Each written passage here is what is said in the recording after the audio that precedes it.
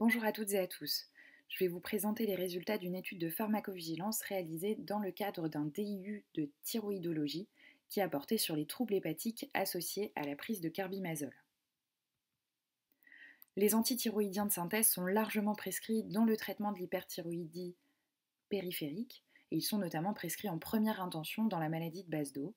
Et le carbimazole, commercialisé sous le nom de marque Néomercazole, est l'antithyroïdien de synthèse le plus prescrit en France. Donc cet antithyroïdien de synthèse a une très bonne tolérance générale, mais il existe des effets indésirables rares et qui peuvent être sévères, notamment les atteintes hépatiques.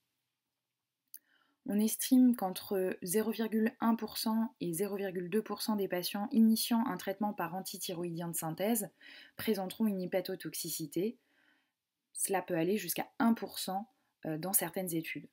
Il existe assez peu de données à propos des troubles hépatiques sous carbimazole et les mécanismes sous-jacents ne sont pas clairement établis. Par ailleurs, il n'existe pas de recommandations vis-à-vis de la surveillance de la fonction hépatique à l'initiation d'un traitement par carbimazole, ni dans les résumés des caractéristiques du produit, ni dans les recommandations des sociétés savantes. C'est dans ce contexte que nous avons défini les objectifs suivants. Dans un premier temps, de décrire les troubles hépatiques rapportés sous carbimazole, donc notamment décrire les patients chez qui ces effets indésirables survenaient, les types de troubles hépatiques, la présence ou non de signes évocateurs de ces atteintes hépatiques, leur gravité, et puis le délai entre l'initiation du carbimazole et l'apparition de ces troubles hépatiques. Et dans un second temps, nous souhaitions proposer un protocole de surveillance de la fonction hépatique à l'initiation d'un traitement par carbimazole qui serait basé sur le délai d'apparition des troubles hépatiques que l'on étudie dans cette étude.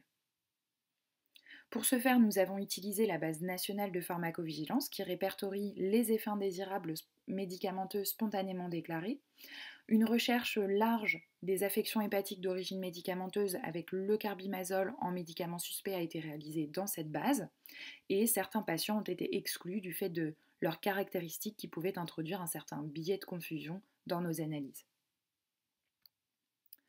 Donc ainsi, entre 1995 et début 2022, sur les 308 cas recensés dans la base nationale de pharmacovigilance, 195 cas ont été inclus dans l'analyse. Les patients avaient en moyenne 61 ans plus ou moins 20 ans. 68% des cas rapportés concernaient des femmes. Dans 42% des cas, le carbimazole était prescrit pour une hyperthyroïdie non spécifiée et l'affection la plus souvent retrouvée justifiant la prescription de carbimazole était la maladie de Basedow. Sur ces 195 cas retenus, dans 70% des cas, il s'agissait d'une cytolyse isolée ou bien d'une hépatite mixte. Un peu moins d'un quart des cas correspondaient à des cholestases isolées et on a retrouvé des cas de troubles hépatiques avec agranulocytose ainsi que 2 cas d'hépatite fulminante. 65% des effets indésirables hépatiques sous carbimazole rapportés étaient graves, avec 50% de ces cas qui ont engendré une hospitalisation ou une prolongation d'une hospitalisation.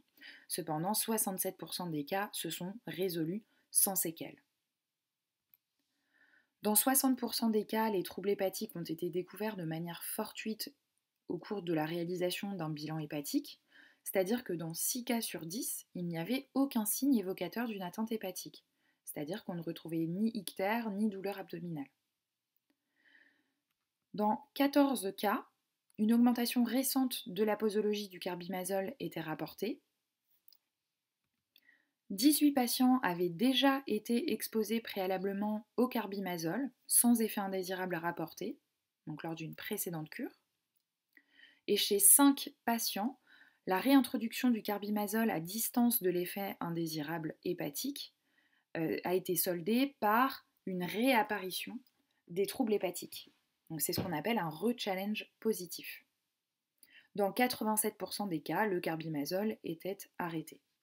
Et enfin, résultat intéressant, le délai médian entre l'initiation du carbimazole et la survenue des troubles hépatiques était de 31 jours, soit environ 1 mois. Et on note que les 3 quarts des effets indésirables hépatiques sous carbimazole sont survenus entre la première semaine de traitement et le 3e mois de traitement.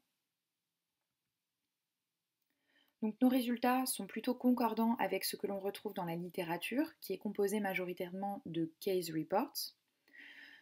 Plusieurs hypothèses mécanistiques ont été évoquées pour expliquer ce lien entre troubles hépatiques et prise de carbimazole, avec notamment des hypothèses concernant le système immunitaire et des hypothèses concernant des métabolites toxiques du carbimazole.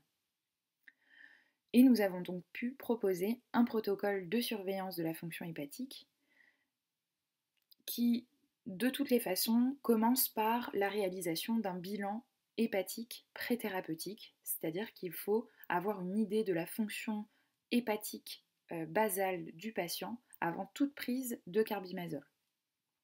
Ensuite, on recommande de réaliser un bilan à 15 jours, puis à 1 mois et à 2 mois de l'initiation du carbimazole. Et il est évident qu'il faut renforcer cette surveillance chez les patients à risque, c'est-à-dire les patients qui ont une hépatopathie sous-jacente, ou bien chez les patients qui présentent un éthylisme chronique. Il en va de même en cas de réintroduction du carbimazole ou lors d'une augmentation de posologie. Donc là, on va plutôt recommander d'effectuer un bilan hépatique tous les 15 jours pendant les 3 premiers mois de traitement, ou en tout cas dans les 3 mois qui suivent l'augmentation de posologie ou la réintroduction du carbimazole. Il est recommandé d'arrêter les traitements hépatotoxiques si possible. Et enfin, il est primordial, il est très important d'informer les patients quant au risque d'effets indésirables hépatiques et d'éduquer ces patients aux signes évocateurs de perturbations hépatiques, même si, on l'a vu dans nos résultats, ces signes cliniques ne sont pas toujours présents lors de l'apparition de ces effets indésirables. Je vous remercie de votre attention et je vous dis à bientôt sur la chaîne des centres régionaux de pharmacovigilance des Hauts-de-France.